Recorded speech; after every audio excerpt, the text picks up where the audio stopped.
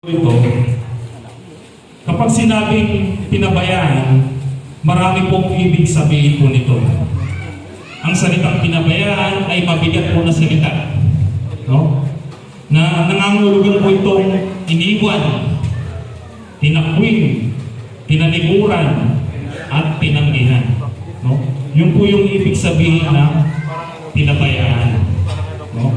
Marami po kung bakit sinasambit ng ating Panginoong Hesus ito, no, yung Diyos ko, bakit mo ako pinabayaan? Dahil po sa hirap na kanyang dinanas, no, habang siya po ay nakabayubay doon sa krus ng Kalbaryo. No?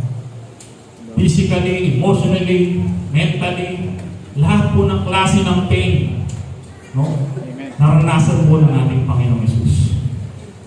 No? At alam po natin sa takbubong ito ay nasa katawang tao po siya. 100% na siya po ay tao at 100% na siya po ay isang Diyos. So ibig sabihin, ramdam niya yung sakit, ramdam niya na siya'y pinabayaan sa gitna ng kahirapan dahil nasa katawang tao po siya. No? Kung maalala po ninyo, nung ating Panginoong Hesus ay very popular. No? Kung maalala po ninyo, nagpakain po siya ng 5,000 sa isang okasyon, 4,000. At sangayon po sa mga Bible scholar, hindi pa po dun kasama yung mga bata at saka yung mga babae. No? So imagine po natin yung pagpapakain sa 5,000.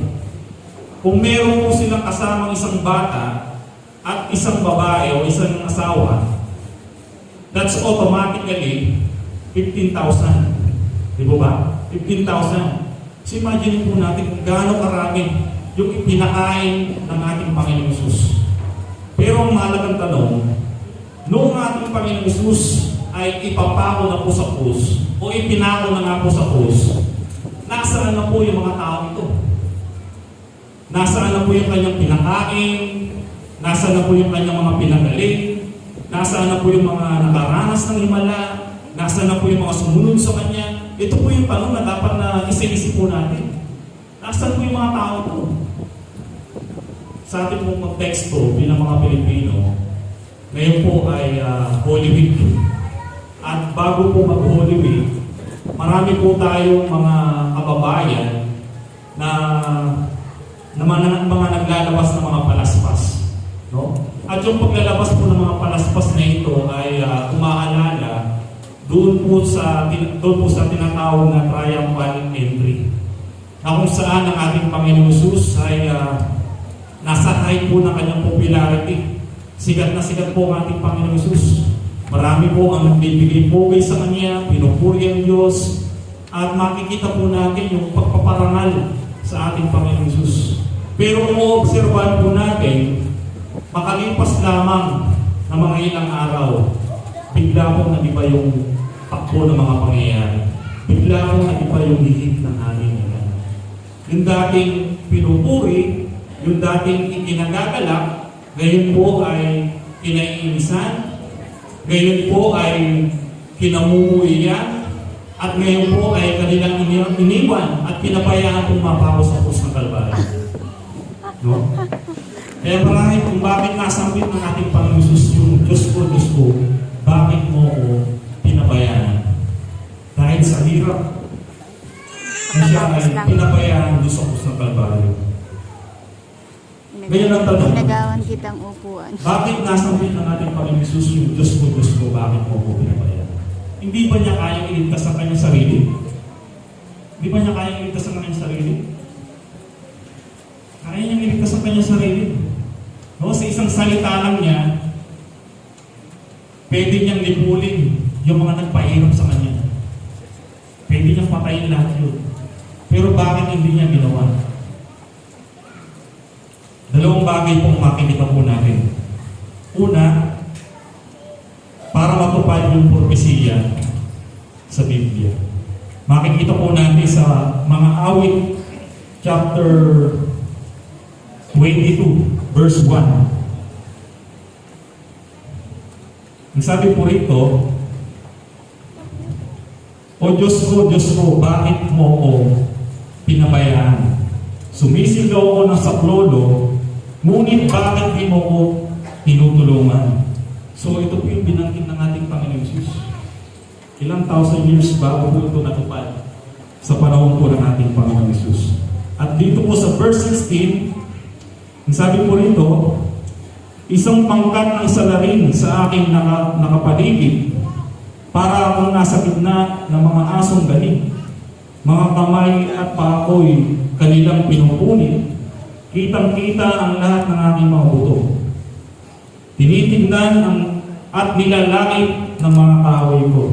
Verse 18, mga damit ko'y kanilang pinagsugalan, at mga sablot ko'y pinagati-atian. So makikita po natin dito yung propesiya na natupad ilang thousand years bago natupad sa panahon po ng ating pong Panginoong Hesus. No? Yun po yung una para matupad yung propesiya sa Biblia. Pangalawang bagay na makikita po natin, para tayo po ay tubusin sa ating pong mga kasalanan. Pamilyar po tayong lahat sa John chapter 3 verse 16. Kahit bata, kabisado po yung talatang ito. Sabi po doon, sapagkat kayo na lamang ang pag-ibig ng Diyos sa sanlibutan, kaya ibinigay niya ang kanyang buktong na anak upang ang sino man sa kanyang sumampalataya ay huwag mapahamak, kundi magkaroon ng buhay na walang hanggan. Ang John chapter 3 verse 16, ito po ay tumatalakay sa pag-ibig ng Diyos sa atin. No, ang sabi po doon, mahal tayo ng Diyos, ibinigay niya ang kanyang anak.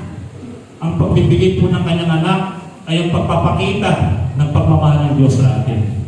Kung tayo po ang tatanungin, sino po yung ibinigay? Pangalawa, sino po yung dahilan kung bakit po niya ibinigay ang kanyang anak? Tayo po yung mga taong nagkasala sa ating Panginoon, pero ibinigay po niya yung pinakamainam. No? Naalala ko po tuloy yung kwento ng isang kilalang pastor, no? Na nagbibiro po sa kanyang mensahe tungkol po sa buhay ni Abraham. Sabi po niya, sa kwento niya, imagine mo si Abraham at na kanyang damdamin nang sabihin sa kanya ng Panginoon na ibigay mo sa akin ang iyong anak, ang iyong kaisa-isang anak, ang iyong pinakamamahal na anak na si Isaac. So kung kaagad-agad kung sumunod si Abraham sa ating Panginoon. Ang sabi po ng pastor, iisa lang aking anak, lalaki pa, at nakaka-relate ako sa buhay ni Abraham. Pero kung siguro sa akin, sinabi sa akin siguro yun ng ating Panginoon, sa akin sinabi yun ng Panginoon, ang sabi po ng pastor, baka sinabi ko sa Panginoon na, Lord, baka pwede yung asawa ko na lang. Total matanda na ito. Ano po? Sapagkat mahirap kong gawin. No? Malaking sakripisyo. No? Kung kayo mong tatanungin ko, kaya po ba natin ibigay ang ating anak? Ibang tao na lang, huwag yung asawa. Mahirap. No? Napakahirap po. Malaking sacrifice, malaking sakripisyo. So imagine po natin, mahal tayo ng Diyos, ibinigay niya ang kanyang anak, para tayo po ay, para ipambayad po sa ating mga kasalanan. At para tayo po ay magkaroon ng kaligtasan. No? So doon po natin ma-appreciate yung pag-ibig ng Diyos sa bawat isa po sa atin. No? Sabi po sa 2 Corinthians chapter 5, verse 21,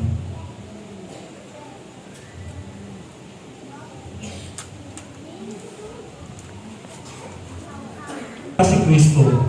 Ngunit alang-alang sa atin, siya'y tinuring na makasalanan upang sa pakikipagsa natin sa Kanya ay maging matuwid tayo sa harap ng Diyos. So malinaw po na sinasabi dito na kailanman hindi nagkasala ang ating Panginoon Jesus. Pero alang-alang sa atin, itinuring siyang makasalanan para tayo po ay maging matuwid sa harapan ng ating Panginoon. No? So, doon po natin mas lalo na-appreciate yung pag-ibig ng Diyos sa atin. Minsan pa, basahin po natin yung Matthew chapter 27, verse 46. Sabi po ito na mag-aalas 3 na ng hapon, sumigaw si Jesus, Eli, Eli, lema sabachthani. Ang ibig sabihin, Diyos ko, bakit mo ko pinabayaan?